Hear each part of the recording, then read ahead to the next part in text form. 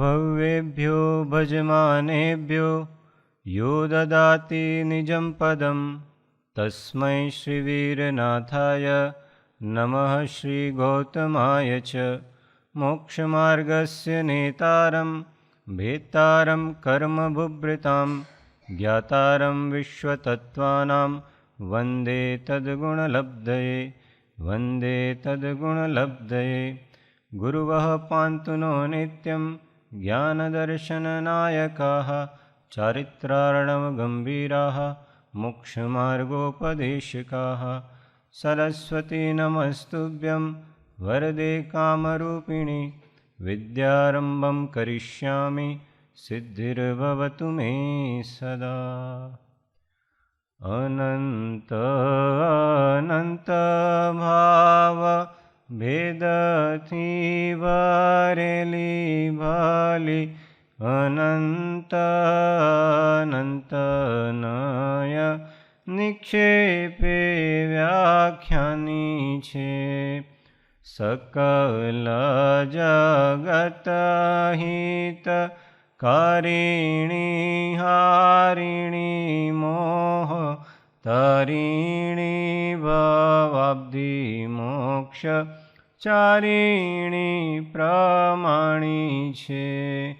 उपमा प्यानी जेणे तमारा खविते व्यर्थ आपवाथी निज मति मपाई में मानी छे।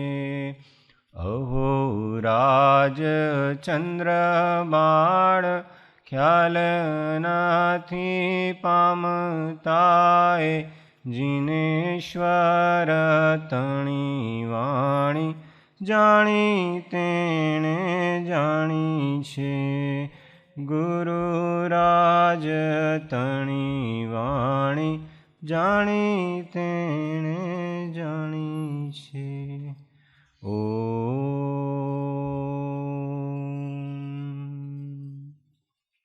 श्री पंच परमेष्ठी भगवद्भ्यो नमः। श्री सद्गुरुदेवाय नमः। जय सद्गुरु जय सद्गुरु जय सद्गुरु जय सद्गुरु। तत्व विचारणाમાં तीर्थंकर नामकर्मના આશ્રમમાં કારણભૂત એવી 16 કારણ ભાવનાનો વિચાર ચાલે છે। 16 કારણ ભાવનાના નામ વીણાબેન બોલો। હા, દર્શન વિશુદ્ધિ, વિનય સંપન્નતા, શીલ વ્રતમાં અનતિચાર, શીલ હા અનતિચાર, પછી અભિક્ષણ જ્ઞાન ઉપયોગ, પછી શક્તિ પ્રમાણે ત્યાગ અને તપ, પછી એક રહી ગઈ વચ્ચે। હા, જ્ઞાનોપયોગ પછી એક રહી જ્ઞાન ઉપયોગ સંવેગ, અભિક્ષણ સંવેગ, અભિક્ષણ સંવેગ, પછી શીલ વ્રતમાં તપ અને ત્યાગ, પછી સાધુ સમાધિ, પછી વૈયાવ્રત, પછી અરહત આચાર્ય ઉપાધ્યાય, અરહન ભક્તિ, અરહત ભક્તિ એટલે સાથે અરહત ભક્તિ, આચાર્ય ભક્તિ, ઉપાધ્યાય ભક્તિ અને પ્રવચન પ્રત્યે ભક્તિ। પછી આવશ્યકમાં હાનિ ન કરવી, પછી માર્ગ પ્રભાવના અને પ્રવચન વાત્સલ્ય। બહુ સરસ, વેરી ગુડ। ચાલો, આજે એક નવા કેન્ડિડેટ, દરરોજ નવા નવા હોવા જોઈએ। 16 નામ બધાને, જ્યાં સુધી આ ભાવનાઓ પૂરી થાય, છેલ્લી 16 ભાવના, ત્યાં સુધીમાં 16 નામ યાદ થઈ જવા જોઈએ, એવો પ્રયત્ન કરવાનો। કઈ ભાવના ચાલે છે? શક્તિતઃ તપ। હા, શક્તિ પ્રમાણે શક્તિ ગોપવ્યા વિના તપાચરણ કરવું, ઈચ્છા નિરોધનો પ્રયત્ન કરવો, એ શક્તિતઃ તપ। આજે શક્તિતઃ તપમાં હા, તપ કેટલા પ્રકારના? 12। नरेश भैया बोलो तप के नाम। माइक ले लो पीछे। 6 बाह्य तप, 6 अंतरंग तप। अनशन, મૌનોદ્રી રસપરિત્યાગ વૃત્તિ પરિસંખ્યાન વિવિધ શય્યાસન કાયા ક્લેશ. બહુ સરસ. ये बाहरिंग तप छह बाह्य तप और अंतरंग प्रायश्चित विनय स्वाध्याय वयावृत्ति. 2 बज गए.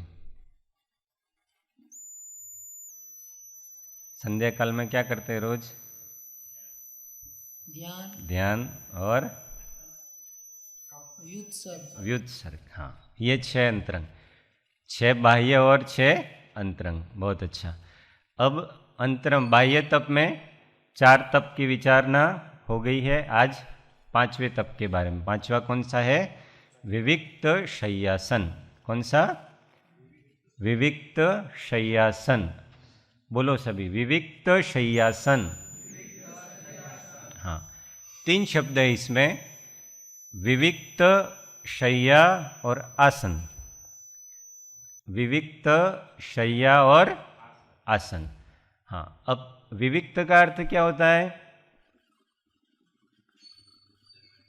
सेपरेट, अलग, भिन्न, भेद हो जाना, ये होता है विविक्त.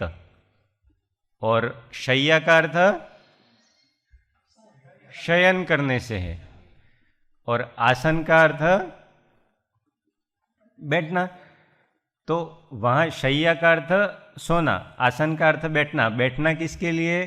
स्वाध्याय, ध्यान आदि की प्रवृत्ति के लिए. तो विविक्त अर्थात अलग, शय्या अर्थात शयन करना, और आसन स्वाध्याय ध्यान आदि के लिए बैठना. तो क्या हुआ? सबका मिला के एकांत में अलग स्थान पर अपनी साधना और निवास करना, इसको कहते हैं विविक्त शय्यासन. क्या कहते हैं? विविक्त शय्यासन. मुख्य रूप से मुनिराजों के लिए है. प्रायश्चित स्वरूप भी ये तप दिया जाता है मुनिराजों को, किसी भी दोष के प्रायश्चित के लिए, कि आपको कुछ दिन के लिए संघ से पृथक होकर अमुक स्थान पर जाके रहना है. 7 दिन 10 दिन कोई भी प्रायश्चित स्वरूप में दे दिया तो वो उतने दिन उनको जाके रहना है. या फिर स्वयं एकांत साधना करने की इच्छा है, संघ से थोड़ा समय पृथक होने की इच्छा है, तो वो आचार्य श्री की आज्ञा से विविक्त शय्यासन नामक तप का आचरण करते हैं. इस काल में परमानेंट एकांतवास का निषेध है, परंतु पहले चौथे काल में ऐसे साधु होते थे जो दीक्षा लेके ही तुरंत उनकी योग्यता देख के आचार्य उनको अलग विहार करने की ही आज्ञा देते थे, और वे मोक्ष पर्यंत या भव पर्यंत अलग ही रहते. उनकी उस प्रकार की योग्यता. विविक्त शय्यासन नाम का तप हर प्रकार के साधक के लिए नहीं है. मुनियों के लिए भी कुछ योग्यताओं का वर्णन आगम में किया है. उस योग्यता के धारी साधक जीव को ही यह तप करने का अधिकार है. उसमें बहुत सारी योग्यताएं बहुत सारी बताई हैं. मुख्य योग्यता क्या है? आत्मज्ञानी होना चाहिए. पहली योग्यता क्या बताई? आत्मज्ञानी. नहीं तो दृष्टि नहीं होती है. क्या करना वहाँ जाके? स्वच्छंद कभी भी प्रवेश कर जाता है कि वहाँ संघ में तो इतना बर्डन था, बहुत ज़्यादा प्रतिबंध थे. आचार्य महाराज थे, उपाध्याय महाराज थे, फिर जो अनुशासन संभालते हैं वो महाराज, सबके अंडर में रहना, और फिर एकदम संघ से निकल के अलग तो हम अपने हिसाब से सब करेंगे, ऐसा नहीं. वहाँ पे उनको गुरु की आज्ञा के अनुसार ही वहाँ पे साधना वैसे ही करनी है. वहाँ अपने स्वच्छंद से साधना नहीं करनी है. इसलिए वहाँ पे बहुत सारी योग्यता बताई. उसमें सब वैसे जब कभी मुनि ऐसा वर्णन किया जाए तो हमें आत्मज्ञान सहित ऐसा ही समझना. जब कभी श्रावक ऐसा वर्णन किया जाए तो वह सम्यक्त्व आत्मज्ञान सहित ऐसा ही समझना. जब कभी अलग से कथन किया जाएगा तो वहाँ द्रव्यलिंगी मुनि ऐसा कहा जाता है. बाकी शास्त्र में और उपदेश में जहाँ जहाँ भी मुनि का कथन है तो वहाँ द्रव्यलिंगी मुनि से अर्थ नहीं लेना चाहिए. वहाँ मुनि मतलब वो आत्मज्ञान सहित सम्यक्त्व सहित भावलिंगी मुनि का ही कथन है. और जहाँ अलग से उनको कहना है वहाँ द्रव्यलिंगी शब्द का प्रयोग करते हैं. इसलिए जहाँ जहाँ मुनि कहा है वहाँ पे, और जहाँ जहाँ श्रावक कहा है वहाँ पे वो सम्यक्त्व सहित आत्मज्ञान सहित एक देश व्रत को लिए हुए है, ऐसा ही समझना चाहिए। और जहाँ चौथे गुण स्थान का कथन होगा वहाँ अविरत सम्यक दृष्टि ऐसा लिखा हुआ होता है। तो जहाँ जहाँ ये कथन है, क्योंकि अलग से कहना हो तो वहाँ पर वो कथन साथ में किया जाता है, वो शब्द साथ में लगाया जाता है। जैसे अवधि ज्ञान, मति ज्ञान, श्रुत ज्ञान ये कहा तो इससे क्या समझना, सम्यक्त्व सहित जो ज्ञान होते हैं उन्हीं के साथ मति ज्ञान, श्रुत ज्ञान, अवधि ज्ञान ऐसा व्यवहार होता है। अगर वो मिथ्यात्व सहित है तो क्या कहा जाएगा, अलग से कहा जाएगा, कुमति, कुश्रुत या विभंग ज्ञान ऐसा कहा जाएगा। पर जहाँ मति, श्रुत, अवधि ऐसा लिखा हुआ है तो वो सम्यक ज्ञान ही समझ। उसी प्रकार जहाँ मुनि, श्रावक ऐसा जहाँ जहाँ शास्त्रों में वर्णन आता है तो वो सम्यक्त्व सहित भावलिंगी ऐसा ही ग्रहण करना चाहिए। तो ये विविक्त शय्यासन में क्या क्या आचार्य महाराज ने योग्यता बताई है सूत्र में, तो पहले तो ये बताया कि क्या करने के लिए आपको ये करना है, क्यों लेना है, ब्रह्मचर्य की निर्बाध सिद्धि के लिए। क्या करने के लिए, ब्रह्मचर्य की निर्बाध सिद्धि के लिए। संग में रहने पर अनेक प्रकार के लोगों का संसर्ग होता है, संपर्क होता है, मिलना होता है, और जब जब लोगों का संपर्क और मिलना होगा तो विकार उत्पत्ति की संभावना बनी रहती है। क्या रहता है, विकार उत्पत्ति की संभावना बनी रहती है। इसलिए साधु विविक्त शय्यासन नाम का तप, अर्थात एकांत निर्जन स्थान में, गुफा में, खंडर में, वन में, ऐसे स्थानों पर रहकर साधना करते हैं। तो पहला तो बोला उनको ब्रह्मचर्य की निर्बाध सिद्धि के लिए, दूसरा ध्यान की सिद्धि के लिए। ज्ञान ध्यान दोनों है, स्वाध्याय की सिद्धि और ध्यान की सिद्धि। तो स्वाध्याय की निराकुलता है, कोई एकांत में डिस्टर्बेंस नहीं है। जो गुरु आज्ञा से जो शास्त्र आदि पढ़ने की आज्ञा लेकर हम गए हैं वो शास्त्र योग्य काल में, योग्य क्षेत्र में वहाँ पे उसका स्वाध्याय किया जाता है, तो उसमें कोई विघ्न नहीं है। लोक संपर्क में रहने से अनेक प्रकार के विघ्न उपस्थित होते हैं। और तीसरा ध्यान की सिद्धि के लिए, ध्यान की सिद्धि एकांत में ही अच्छे से हो सकती है, क्योंकि वहाँ पे वही डिस्टर्बेंस नहीं होता है। और एकांत ऐसे क्षेत्रों के परमाणु अच्छे होते हैं। वो पुद्गल परमाणु हमको, जैसे सिद्ध क्षेत्रों में जाते हैं, अपने नज़दीक सबसे तारंगा है, तारंगा जाए तो वहाँ के परमाणु, वहाँ के कण कण में वहाँ सिद्ध भगवंतों के वाइब्रेशन है, तो तुरंत मन शांत हो जाता है वहाँ पहुँचते। ईडर में बहुत अच्छे वाइब्रेशन है, वहाँ पहाड़ों पे जाओ, घंटिया पहाड़ अपन जाते हैं तो कितने सारे साधुओं ने पूर्व काल में वहाँ आराधना की है, कृपाणुदेव ने वहाँ आराधना साधना की। ऐसे क्षेत्रों में जाने से मन सहज शांत हो जाता है, इसलिए ध्यान की भी सिद्धि वहाँ हो जाती है। इसलिए ये इस तप का प्रयोजन, ये 3 प्रयोजन, बाकी भी अन्य कई सारे प्रयोजन हैं, सर्वांगीण साधना भी अच्छे से ही होती है, पर ये मुख्य 3 प्रयोजन मुनि के लिए बताए। ब्रह्मचर्य की सिद्धि, स्वाध्याय की सिद्धि और ध्यान की सिद्धि। समाधि शतक में भी गाथा आती है, मुनि को एकांत का सेवन करना चाहिए, योगी को। कौन सी गाथा आती है?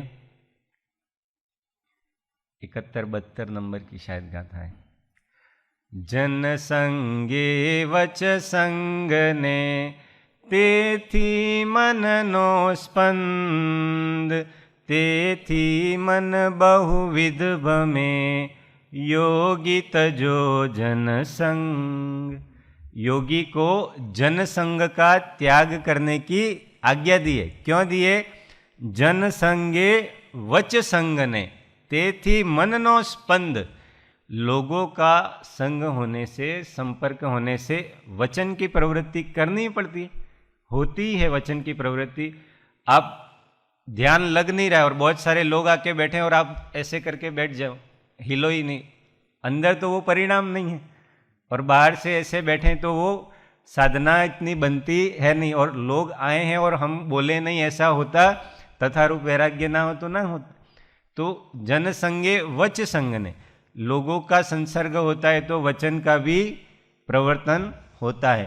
और तेथी मननो स्पंद, और इससे मन में अनेक प्रकार के उनसे संबंधित विकल्प जागृत होते हैं। अभी तो हम अपने कमरे में बैठे थे, अच्छे से शांति से स्वाध्याय कर रहे थे, पढ़ रहे थे, फिर कोई आ गया मिलने के लिए, आगंतुक आ गए, दर्शनार्थी आ गए। साधुओं के लिए कितने दर्शनार्थी आते हैं, आके बैठे। ज़्यादातर तो कोई तत्व चर्चा में तो रुचि लेते, अपनी व्यथा सुनाते आके कि साहेब हमारे आऊ छे महाराज हमारे ऐसा ऐसा है। अपनी व्यथा सुनाएंगे दुनिया भर की, जिससे साधु को कोई प्रयोजन नहीं होता है। तो बातचीत हुई, अब कुछ तो उनके चित्त को सांत्वना प्राप्त हो, उनका चित्त शांत हो, ऐसा साधु कुछ न कुछ तो कह ही देते हैं। अगर तथारूप योग्यता वाले हैं, बहुत अधिक वैराग्य वाले हैं, तो कोई भी आए कोई भी कुछ कहे उनको बहुत फर्क पड़ता नहीं है। पर फिर भी मन में उनसे संबंधित वो विकल्प तो जागे। इतनी जो मिलना हुआ और वचन की प्रवृत्ति हुई, उसके कारण कितने विकल्प जागे, तो ध्यान के समय विक्षोभ पैदा करते हैं। इसलिए कहा कि तेथी मन बहुविध भमे। योगियों, हमारी तो बात ही नहीं, अपनी चर्चा हम कैसे ये कर सकते हैं वो बाद में करेंगे। अभी ये साधु के कैसा होता है वो सोच रहे हैं। उससे मन, ये उनको कहा है पूज्यपाद स्वामी ने, मुनियों के लिए कहा है कि मन स्पंदित होता है, विक्षोभित होता है, और उसके कारण मन चंचल होता है। चंचल कैसे होता है? उनसे संबंधित विकल्पों में मन का प्रवर्तन होता है। नहीं चाहते हुए भी वो के वही उन लोगों से संबंधित विचार, क्योंकि ऐसे तो दिन में कितने आते हैं, तो उनसे संबंधित बार बार अंदर विचार चलते हैं। इसलिए क्या कहा? तेथी मन बहुविध भमे योगी तजो जनसंग। इसलिए जनसंग का ऐसा योगी त्याग करे कि जिसको क्या करना है? आत्म साधना करनी है। उसका भी लक्षण बताया इष्टोपदेश में पूज्यपाद स्वामी ने। कैसा योगी जनसंग का त्याग करे? 36 नंबर की कैसी कुछ गाथा है इष्टोपदेश की। अभवत चित्त विक्षेप एकांते तत्व संस्थित अभ्यस्येत अभियोगेन योगी तत्वम निजात्मना। अभवत चित्त विक्षेप, जिसके चित्त का विक्षेप शांत हो गया, चित्त अविक्षेपित होगा। अविक्षिप्त मन तत्व निज, ब्रह्म छे मन विक्षिप्त, ऐसा समाधि शतक में आती है ना, कि जो अविक्षिप्त मन है वही निज आत्म तत्व है। जो विक्षिप्त मन है वो तो ब्रह्म है, भ्रांति मात्र है। तो अभवत चित्त विक्षेप एकांते तत्व संस्थित, जो एकांत से तत्व में स्थित है। जिसका आत्मा कहाँ स्थित है? तत्व विचार में स्थित है। ऐसा योगी, कहाँ योगी स्वतत्व की भावना करे? कहाँ जाके? निर्जन स्थान में। ऐसे योगी की पात्रता, तो यहाँ पे बहुत सारी पात्रता आचार्य महाराज ने बताई हैं। उसमें पूजा प्रतिष्ठा से जो विरक्त चित्त हुआ है वही जा सकता है। जिसको लोगों से मान की, प्रतिष्ठा की और पूजा की आकांक्षा है, वो तो लोगों के बीच में ही रहेगा। इसलिए एकांत सेवन कौन करेगा? जो पूजा प्रतिष्ठा से विरक्त हुआ है, कि जिसको लोगों के संपर्क की आशा नहीं है, तो फिर उनसे प्राप्त होने वाली पूजा, मान, प्रतिष्ठा आदि से तो वह विरक्त एकमात्र आत्मलक्ष्य है। केवल आत्मलक्ष्य के अनुसार आत्मस्थिति, आत्मस्थिरता को प्राप्त करने के लिए ही जिसको साधना का लक्ष्य है, ऐसा जीव। इसलिए कहा पूजा प्रतिष्ठा से विरक्त। कई बार ज़्यादातर जीव एकांत का सेवन इसलिए कर लेते हैं ताकि लोग बड़ा साधक माने हमको, कि हाँ भाई ये तो कितना एकांत का। इस काल में तो एकांत का मुनि को भी निषेध किया है। मूलाचार में क्या लिखा है? हमारा वैरी भी एकांत का सेवन ना करें। हमारा वैरी भी एकांत का सेवन इस काल में ना करे। तो मुनियों की फिर क्या बात? इसलिए ऐसा कितना गूढ़ वाक्य है। हमारा वैरी भी एकांत विहार सेवन ना करे, मतलब कि कितनी करुणा आचार्यों के अंदर है कि कोई मुनि जो आत्मा में स्थित होना चाहता है, प्रामाणिकता से साधना चाहता है, वो एकांतवास इस काल में ना करे। वहाँ परमानेंट एकांतवास की है। एकांत साधना करने के लिए मना नहीं है गुरु की आज्ञा से। हाँ, एकांतवास परमानेंट, ऐसा एकल विहार हमेशा के लिए। कभी किसी परिस्थिति में करना पड़े गुरु आज्ञा से तो वो निषेध नहीं है। गुरु प्रायश्चित दे के भेजे वो भी निषेध नहीं है कि आप इस दोष के प्रायश्चित स्वरूप आपको 1 महीना 2 महीना 3 महीना संघ से पृथक रहना है, अलग रहना है, स्थान पे रहना है, वो एक अलग बात है। पर अपनी मर्जी से एकांत में मुनि को भी निषेध है, जो आत्मज्ञान से सहित है उनको भी निषेध है। तो बाकी अपने जैसे जीवों की तो कहाँ बात। क्यों कहा? क्योंकि उस प्रकार की योग्यता इस काल में देखा भगवान ने कि इस काल में जीवों की इतनी योग्यता नहीं है कि जो हमेशा के लिए इतनी लंबी स्थिति तक एक समान कांस्टेंट उनके भाव रहें, वो बने रहें, वो केवल सत्संग के योग में ही हो सकता है। इसलिए वचनामृत में जगह जगह सत्संग का महात्म्य बताया। पत्रांक 609 में सत्संग का महात्म्य बताने से पहले ये जो विविक्त शय्यासन नामक असंगता, इसको एक शब्द में कहें तो असंगता, उसका भी महात्म्य आगे के 3-4 वाक्यों में बताया है। पत्रांक 609 में है ना। हाँ, उसमें एक वाक्य ऐसा है असंगता के विषय में कि एक परमाणुथी માંડી 14 રાજલોકની અને મેષોન્મેષથી માંડી શૈલેષી અવસ્થા પર્યંત સર્વ ક્રિયા વર્ણવી છે તે એક असंगता समझावाने अर्थे वर्णवी छे। ऐसे पत्रांक 609 में एक वाक्य ऐसा लिया। तो वो असंगता वास्तविक क्या है? एकत्व विभक्त आत्मा का स्वरूप। समय सार में जो एकत्व विभक्त ऐसा नाम दिया, एकत्व अर्थात अपने एकत्व आत्मभाव में लीन, और विभक्त अर्थात देह रूप, देह और देहादि 9 कर्म, क्रोधादि भाव कर्म और ज्ञानावरणादि द्रव्य कर्म, इन 3 से विभक्त ऐसे आत्मा को क्या कहा? असंग आत्मा। लोगों से पृथक हो जाना इतना मात्र असंग नहीं है, ये तो कोई भी कर लेता है। अकेले कितने जीव रहते हैं? बहुत सारे जीव अपने घर में ही अकेले रहते हैं। किसी को दूसरे के साथ अच्छा नहीं लगता इसलिए अकेला रहता है। अकेले रहना बड़ी बात नहीं है। असंगता पारमार्थिक होनी चाहिए। पारमार्थिक असंगता क्या है? अपने वैभाविक भावों से पृथक आत्मा का जो स्वरूप है उसमें रहना, वो असंगता है। असंग छे परमार्थ थी पण निज भाने तेम, ऐसा आत्मसिद्धि में कहा। परमार्थ से आत्मा असंग है पर स्वसंवेदन गम्य है। जब स्वसंवेदन होता है तभी उस असंगता का, इसलिए संग से रहित हो जाना इतना मात्र असंग नहीं है। और इतना मात्र ये विविक्त शय्यासन तप नहीं है, क्योंकि संग से पृथक हो जाए और फिर पूरा दिन बैठ के आर्त ध्यान करे तो क्या मतलब। उसकी इतनी योग्यता होनी चाहिए कि असंग अर्थात वो असंग आत्मा, सर्व भावों से असंग आत्मा, उसका स्वरूप समझ में आए तो उस असंगता को सेवन करने का, बाह्य से असंगता सेवन करने का अर्थ है। और उस एक असंगता को समझाने के लिए वो समझना, सर्व भावों से आत्मा का असंगपना, उसमें आगे का मुद्दा ऐसा है 609 में कि सर्वभाव थी आत्मानो सर्वभाव थी असंगपणु धारવું એ ઘણું દુષ્કર છે, દુષ્કરમાં દુષ્કર છે એવો શબ્દ છે। એ સમજાવવા અર્થે સત્સંગની પ્રરૂપણા જ્ઞાનીઓએ કરી છે। એમ કરીને પછી સત્સંગનું આખું મહાત્મ્ય આખા પત્રમાં દર્શાવે છે। તો એક અસંગ આત્મા કે અસંગ ભાવ સમજાવવાને અર્થે ખરેખર સત્સંગ, જે આધ્યાત્મિક સત્સંગ હોય એવો સત્સંગ ઉપાસવો જોઈએ, પરમ સ્નેહે ઉપાસવો જોઈએ, તો એ અસંગ થવાની ભાવના અંદર આવે ને અસંગ આત્મા શું છે એ સમજાય। તો પહેલી કંડિશન કઈ કીધી?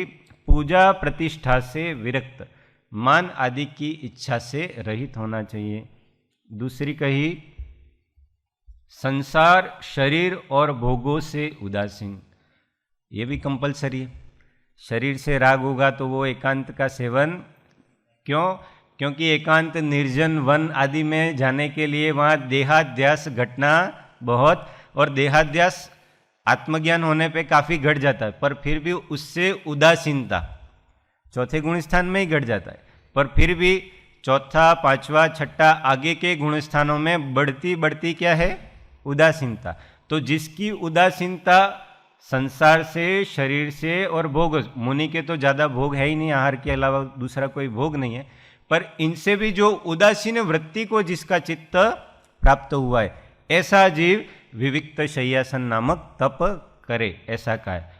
अपनी बात करें तो हमको भी सत्संग में रहते हैं, पर कभी कभी एकांत का सेवन करना चाहिए। अधिक कहीं सिद्ध क्षेत्र तीर्थ क्षेत्र में कहीं जाएं वो अच्छा ही है कुछ समय के लिए। बहुत सारे साधक जाते हैं, बहुत सारे साधक एकांत साधना करते हैं, बहुत प्रशंसनीय है। और फिर भी कहीं बाहर ना जा सके तो घर में भी, घर में अलग अलग रहना चाहिए। हमारी प्रत्येक सामग्री, प्रत्येक साधन, सब कुछ घर में अलग, घर में भी सब अलग है। वो भी क्या है, विविक्त ही है। हमारी विविक्त शैया है, विविक्त आसन, सब घर में हमारी भूमिका के हिसाब से।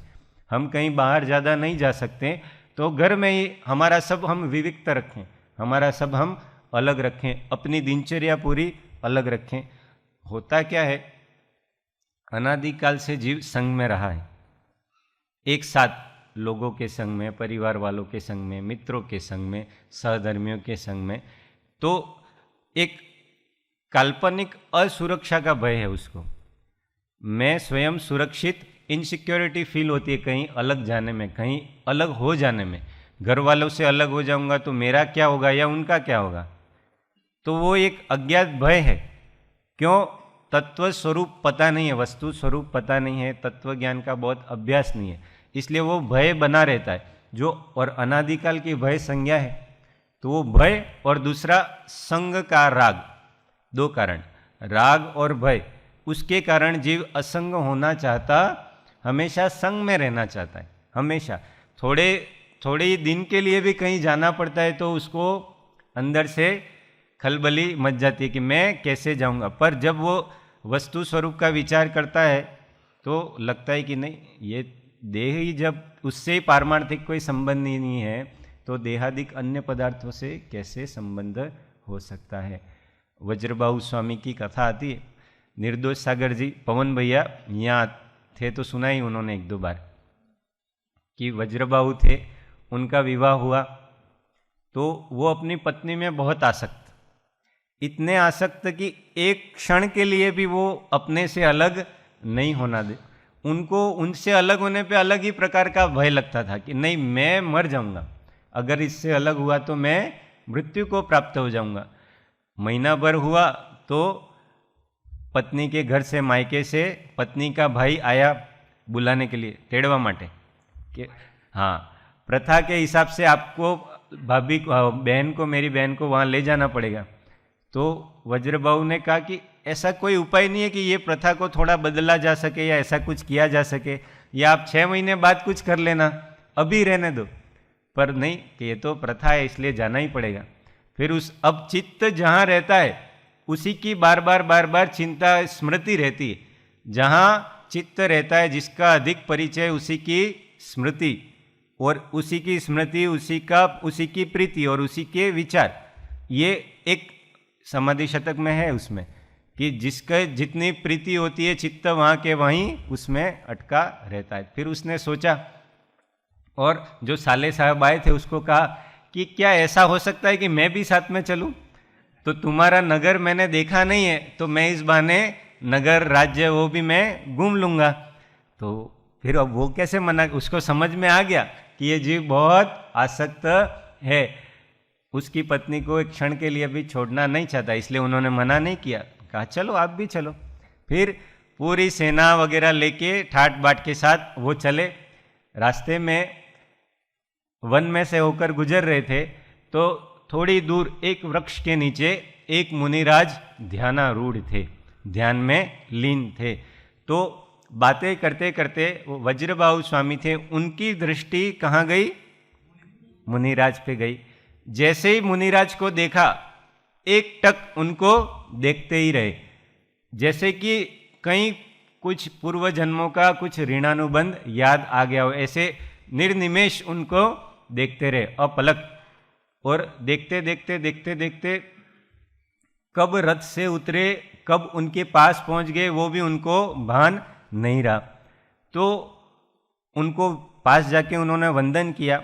जो उनके साथ उनकी पत्नी का भाई था, साले साहब, अब हाँ, उदय सुंदर, हाँ उदय सुंदर, तो वे पास में गए। उन्होंने कहा, ऐसे उन्होंने मजाक में कहा कि आप तो इनको ऐसे निहार रहे हैं, ऐसे देख रहे हैं जैसे आपको इनके जैसा ही बनना है, कि जैसे आप तो अभी दीक्षा ले लेने वाले हैं।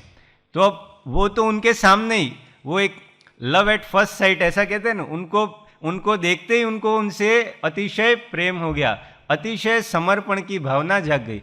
तो जैसे ही वो उनके साले साहब ने उनको कहा, उदय सुंदर ने, तो तुरंत उन्होंने कहा कि विचार तो मेरा ऐसा ही है। अब उसको पता, उदय सुंदर को, कि ये तो कितना रागी जीव है, जो एक दिन के लिए अपनी पत्नी को अलग नहीं करता अपने से, वो क्या दीक्षा लेगा। इसलिए उसने कहा अगर आप दीक्षा लोगे तो आपके साथ मैं भी ले लूंगा, मजाक में। बस इतना कहना था। उन्होंने तो मुनिराज के सामने हाथ जोड़े और कहा, हे मुनीश्वर, हे मुनिराज, मुझे जैनेश्वरी दीक्षा दीजिए और मेरा इस संसार से उद्धार कीजिए। बस वहाँ तो उन्होंने एक एक करके अपने आभूषण उतारे, केशलोच। अब वो उदय सुंदर तो देखता कि ये तो वास्तव में विरक्त हो गए दीक्षा। अब क्षत्रिय रघुकुल रीत सदा चली आई, प्राण जाई पर वचन न जाई। वचन दिया है कि कहा था कि भाई आपके साथ मैं भी दीक्षा ले लूंगा। तो अब वज्रबाहु स्वामी के साथ उदय सुंदर ने भी वहाँ पे दीक्षा ली। अब पत्नी ने सोचा कि पति ने भी दीक्षा ले ली, भाई ने दीक्षा ले ली, तो इस संसार में रहना मेरे लिए व्यर्थ है। तो उस पत्नी ने भी आर्य का दीक्षा, ऐसा उसमें वर्णन आता है कि जितने उनके साथ वो थे सबने वहाँ पे दीक्षा ले ली। तो ये कहाँ कब राग था और कहाँ कैसा सत्संग का महात्म्य। क्षणमपि सज्जन संगति रेखा भवती भवार्णव तरणे नौका। एक क्षण का सत्संग, एक क्षण का सत्संग कि उनको देखा और अपूर्व प्रेम, अपूर्व आह्लाद, आत्मस्वरूप उसकी प्रतीति हुई, और प्रतीति होने के साथ साथ ही वो असंगपना आ गया। तो सत्संग के योग से असंगपना आया। अंदर उस आत्मा की योग्यता है वो नो डाउट, पांचों कारण मिलते हैं ना, तो उपादान तो है, मुख्य वही है, पर उसका उपादान उस समय ऐसा तैयार था कि सामने निमित्त मिला और तुरंत जागृत हुआ। तो ऐसे जीव ये सब कर सकते हैं। फिर आगे कहा प्रायश्चित आदि में कुशल जो है, जो भी आचार्य के द्वारा प्रायश्चित आदि दिया जाता है उसको करने में जो दक्ष है, ऐसा योगी इसको कर सकता है। शांत हो, शांत परिणामी हो, मन से, वचन से, काया से, तीनों से शांत। केवल बाहर से शांत दिखना वो नहीं, बाहर अंदर से अखंड अशांति और बाहर शांत ऐसे दिखने वाले बगुले भी होते हैं। मछलियों का शिकार करना हो कैसे शांत हो जाते हैं। मन, वचन, काया तीनों से शांत जो हो ऐसा मुनि। क्षमावान, क्षमावान जो इतना शांत हो मन, वचन, काया से, वही क्षमावान हो सकता है। क्षमावान होना चाहिए। तेरे मेरे के भाव का त्याग करने वाला, तेरे मेरे के भाव का त्याग करने, ये मेरा है, ये शास्त्र मेरा है, ये पिच्छी मेरी, ये कमंडल मेरा, ऐसा जो जिस परिग्रह का त्याग किया वो तो छूट ही गया, पर जो सामान्य उनके पास जो बाह्य उपधि है उसमें भी ममत्व नहीं कि आपको ये पुस्तक चाहिए ले जाइए, सब आपका ही है। तेरे मेरे भाव का त्याग, इसलिए ऐसा मुनि वहाँ जाके साधना। हमें भी ये सब ध्यान रखना, हमें भी कभी एकांत में साधना करनी हो, मुनियों के योग्य तो हम नहीं कर सकते हैं, हमारी भूमिका के योग्य तो एक तो ये होना चाहिए, दूसरा निर्भयता। आगे का गुण इसमें लिखा है निर्भयता, यह तथारूप निर्भयता का अभ्यास करना चाहिए। निर्भयता वास्तव में तत्व विचार से ही आती है। तत्व विचार और अभ्यास, तत्व विचार और अभ्यास, तत्व विचार और अभ्यास, बार बार ऐसे एकांत स्थानों में जाके साधना करने का अभ्यास। एकदम हम ये सोचे कि घर में बैठे बैठे निर्भयता प्रकट हो जाएगी उसके बाद हम जाएंगे, ऐसा नहीं होता है। आपको एक्सपोज होना पड़ेगा कभी, तो वहाँ निर्भयता का अभ्यास करना पड़ेगा, कभी एकांत सेवन करना पड़ेगा। तो जो जो भय हमारे अंदर बैठे हुए, जीव जंतुओं का भय, व्यंतर आदि का भय, रात्रि अंधकार का भय, ये सब भय अज्ञात भय हैं, बिना विचार के भय हैं। जब तक अज्ञान अवस्था है तब तक ये भय हैं। तो जब जब हम एक्सपोज होंगे, जब जब हम एकांत में जाएंगे, सेवन करेंगे गुरु आज्ञा से, और वहाँ जाकर तत्व विचार करेंगे, तब जाके उस भय से धीमे धीमे धीमे धीमे रहित हो पाएंगे। इसलिए निर्भयता मुख्य और निर्भयता आती तत्व विचार से ही है। निशंकित होने से निर्भयपना और निर्भयपने से निसंगता, यही असंगता, उसी की चर्चा हम इसमें कर रहे हैं। तो वो निशंकपने से, निशंकपना कब आता है? निशंकपना होता किसके वास्तव में?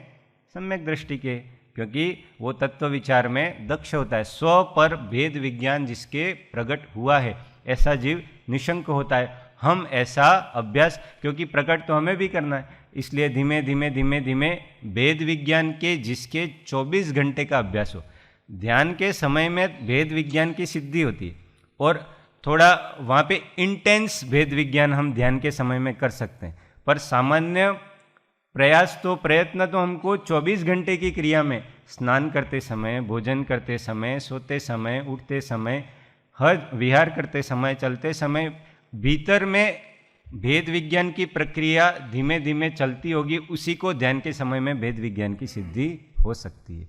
भाव येद भेद विज्ञानम इदमच्छिन्न धारया तावद यावत पराचुत्वा ज्ञानम ज्ञाने प्रतिष्ठित। ऐसा समय सार में कलश अमृतचंद्र स्वामी ने कहा है। भाव येद भेद विज्ञानम इदम अच्छिन्न धारया, अविच्छिन्न रूप से इस भेद विज्ञान की धारा को, धारा प्रवाह से भावो। कब तक? तावत यावत पराच्युत्वा ज्ञानम ज्ञाने प्रतिष्ठित, कि ज्ञान पर से च्युत होकर स्व में प्रतिष्ठित हो जाए, तब तक भेद विज्ञान को भाव। कठिन है। 1 घंटे 2 घंटे सामयिक करने से भेद विज्ञान सिद्ध नहीं होता है। पूरे दिन की साधना में हर हमेशा निष्दिन नैन में नींद ना आवे, इसका अर्थ यही है कि निष्दिन तत्व विचार चलता रहे, वो विरह चलता रहे प्रभु के प्रति का, आत्मस्वरूप का विरह वो हमेशा लगे कि मुझे वो प्राप्त करना है, तब जाके उसकी सिद्धि होती है।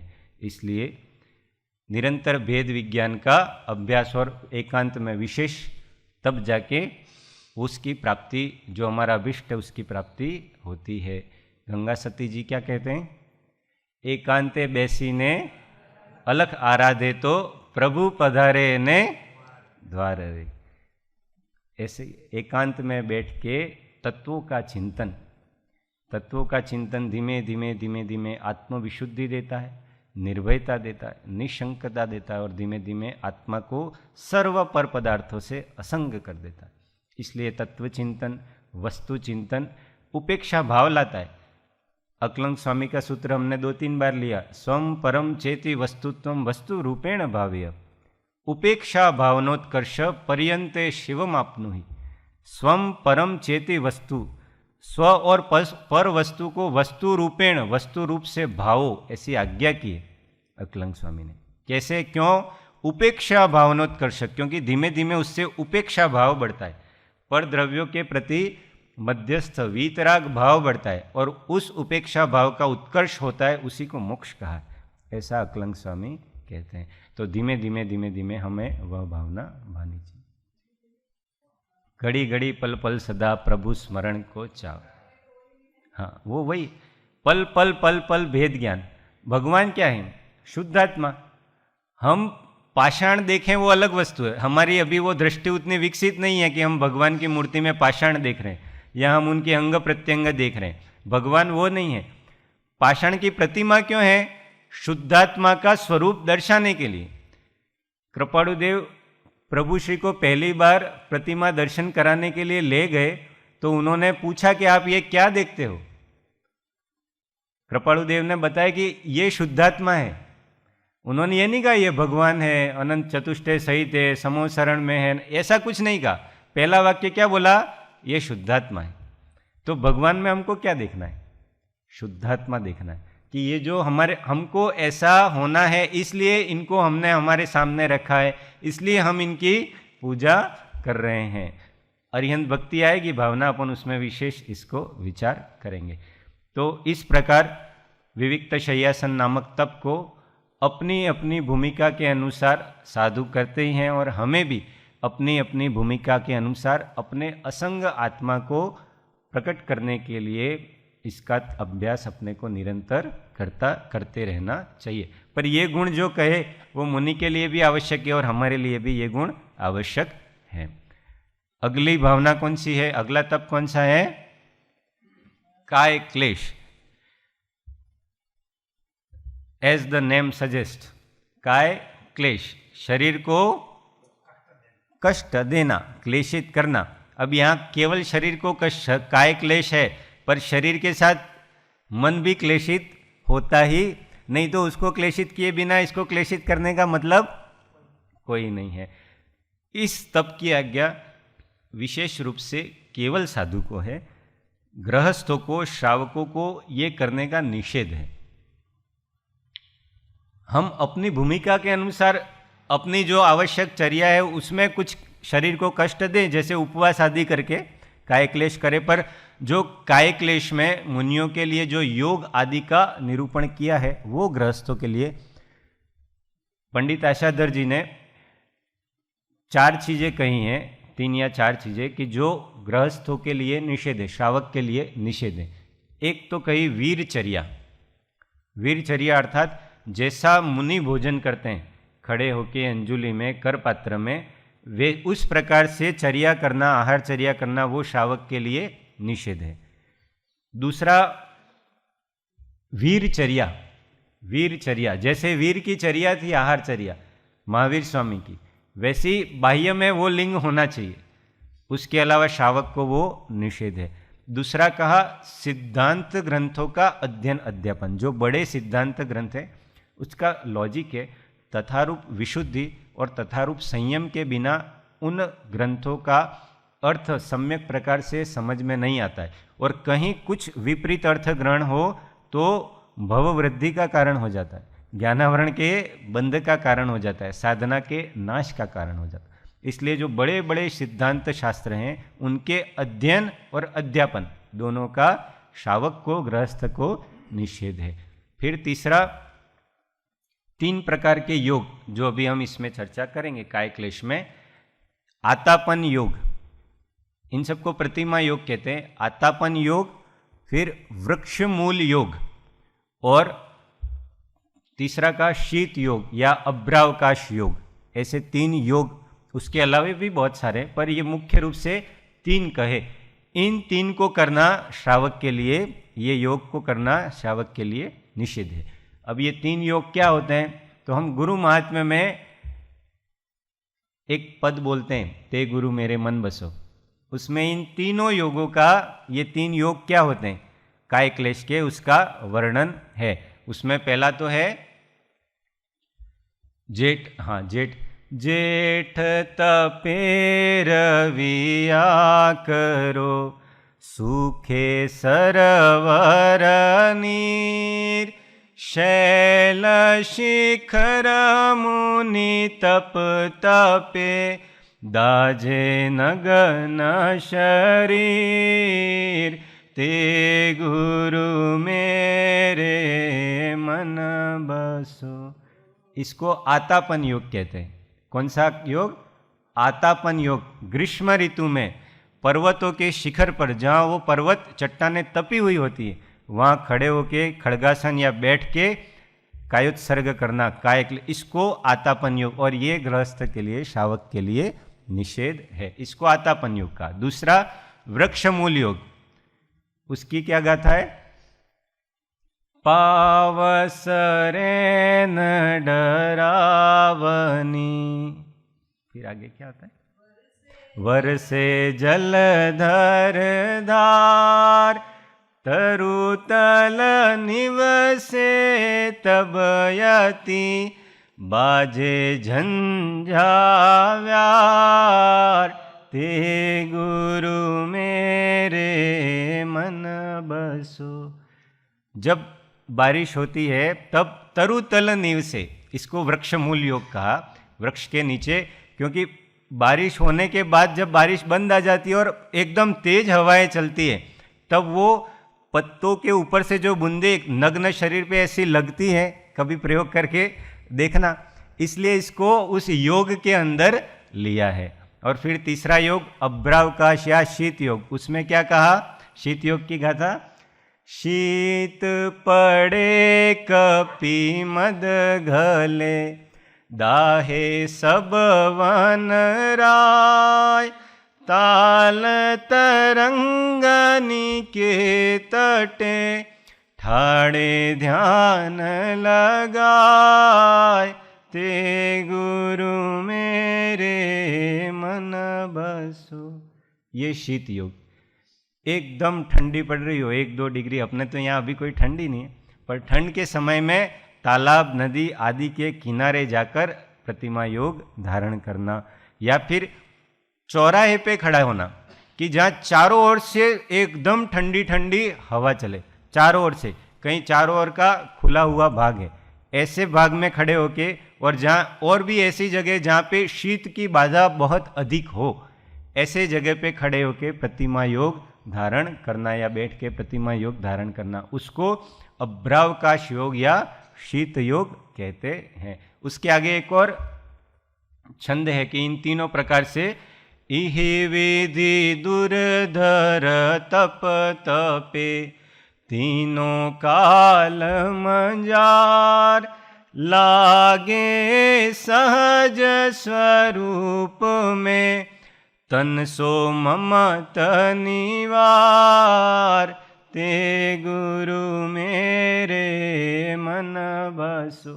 तन सो ममत निवार, यही काय क्लेश है कि इस प्रकार से दुर्धर तपों को जो करने वाले हैं और लागे सहज स्वरूप में, सहज आत्म स्वरूप में जो लगे हुए, निरंतर उसी में एक सुरता अंदर ही लगी हुई है, सहज स्थिति में जो रहने का हमेशा प्रयत्न कर रहे हैं, ऐसे गुरु मेरे मन में विराजित हों, ऐसे गुरु मेरे उर में विराजित हों। तो ये 3 योगों का वर्णन जो इसमें कहा काय क्लेश में, कि ये वैसे काय क्लेश के 6 भाग आते हैं, अपना विषय नहीं है, मुनियों के योग्य ही, पर खाली नाम निर्देश कर देते हैं। शयन अयन, सबसे पहला अयन, फिर शयन, फिर आसन, फिर स्थान, फिर अवग्रह और छठा योग। अयन, शयन, आसन, स्थान, अवग्रह और योग, ये 6 प्रकार के काय क्लेश। अयन मतलब सूर्य, अयन मतलब गमन करना, चलना। उत्तरायण એમ કહીએ છે ને, ઉત્તરાયણ એટલે શું? ઉત્તરની બાજુ સૂર્યનું આવવું, દક્ષિણાયન એટલે દક્ષિણ બાજુ સૂર્યનું જવું। तो सूर्य की गति के अनुसार अनुसूर्य गति अर्थात पूर्व से पश्चिम सूर्य जा रहा है तो सूर्य के साथ साथ विहार करना, उतनी तेज गर्मी के दिनों की बात चल रही काय क्लेश में। प्रति सूर्य मतलब विपरीत दिशा में, पश्चिम से पूर्व की ओर। ऊर्ध्व सूर्य मतलब जब मस्तक पे सूर्य आ जाए, ऐसा एकदम 12-1-2 बजे कैसी गर्मी होती है गर्मी के दिनों में, उस समय विहार आदि करना या प्रतिमा योग धारण करना, ये अयन कहलाता है। शयन मतलब बहुत सारे शयन के प्रकार, उसमें उत्तान शैया, लगड़ शैया, फिर एक करवट से सोना, ऐसी बहुत सारी शैयाओं का वर्णन है मुनि के लिए, ये सब मुनि के लिए है।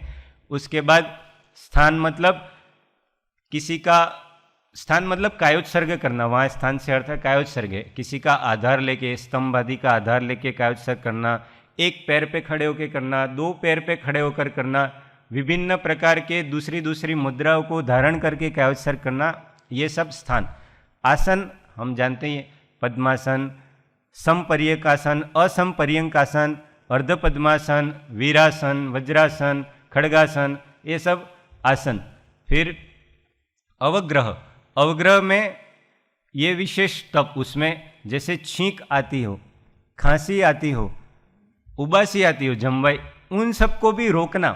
जनरली ऐसा कहा जाता है कि प्राकृतिक आवेगों को नहीं रोकना चाहिए स्वास्थ्य की दृष्टि से, पर वो मुनि के लिए कोई आयुर्वेद कोई लागू पड़ता नहीं है, तो वहाँ पे उनको इन सब को भी रोकना। असम जमीन हो वहाँ चलना वहाँ बैठना, सम जमीन हो वहाँ चलना वहाँ बैठना, ये सब प्रयोग करना। वैयावृत्ति नहीं कराना, ये भी अवग्रह में आता है। बहुत सारे साधु आज भी हैं, बहुत सारे साधु नहीं करवाते हैं वैयावृत्ति, तो ये सब उसमें उस काय क्लेश के योग में, कि काय को जितना क्लेशित वैयावृत्ति करेंगे, हाथ पैर दबाएंगे तो हमको रिलैक्सेशन हो जाए, इसलिए उस तप में ऐसा कहा है। और फिर योग, योग में लास्ट में योग अपन ने जो अभी ये योग बात की, आतापन योग, शीत योग, वृक्षमूल योग आदि जितने योग कहे वो सब बात। तो इस प्रकार से 6 प्रकार का काय क्लेश कहा। पर ये 6 प्रकार का काय क्लेश होता कब है? जब काय के प्रति ममत्व नहीं होता है तब ये 6 प्रकार का काय क्लेश होता है। इसलिए काय के प्रति हमको हमारे हिसाब से करना, उपवास करना, उणोदरी करना, ये सब जैसे जैसे हम काय को क्लेशित कर सके, अलग रहना, अलग सोना, ठंड के दिनों में ठंडे पानी से नहाना, गर्मी के दिनों में गर्म पानी से नहाना। ऐसे हमको ठंड के दिनों में गर्म पानी नहीं मिले तो कितनी बेचैनी हो जाती। तो हम अपनी भूमिका के अनुसार, पर ये जो मुनियों के लिए कहे वो शावक के लिए निषेध है, ऐसा आगम वचन है। इसलिए देह के प्रति ममत्व को तजना, साहिब जी बार बार कहते थे, देह तो ही तजेगी निदान पे, तू ही तजे क्यों ना देह की यारी। देह तो अपने को नियम से छोड़ने वाली है, हम ही इस देह को छोड़े तो हमारा कल्याण होगा। अपूर्व अवसर की दूसरी गाथा वो बोल के अपन समाप्त करते हैं। सर्वभावथी औदासीन वृत्ति करी, मात्र देह ते संयम हेतु होय जो। अन्य कारणे अन्य कशुं कल्पे नहीं, देहे पण किंचित मूर्छा नव जोय जो।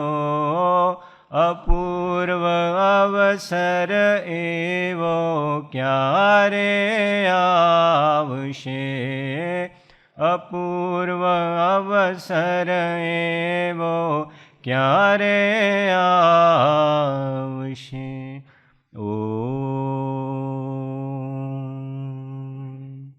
बोधि समाधि परिणाम शुद्धि, स्वात्मोपलब्धि शिव सौख्य सिद्धि। चिंतामणि चिंतित वस्तु दाने, त्वं वंदमानस्य ममास्तु देवी, त्वं वंदमानस्य ममास्तु देवी। 9 वर्ण मुकार। ओम। बोलो द्वादशांग जिनवाणी माता की, सद्गुरु देव की, परम कृपाळु देव की। जय सद्गुरु वंदन, जय सद्गुरु, जय सद्गुरु, जय सद्गुरु, जय सद्गुरु।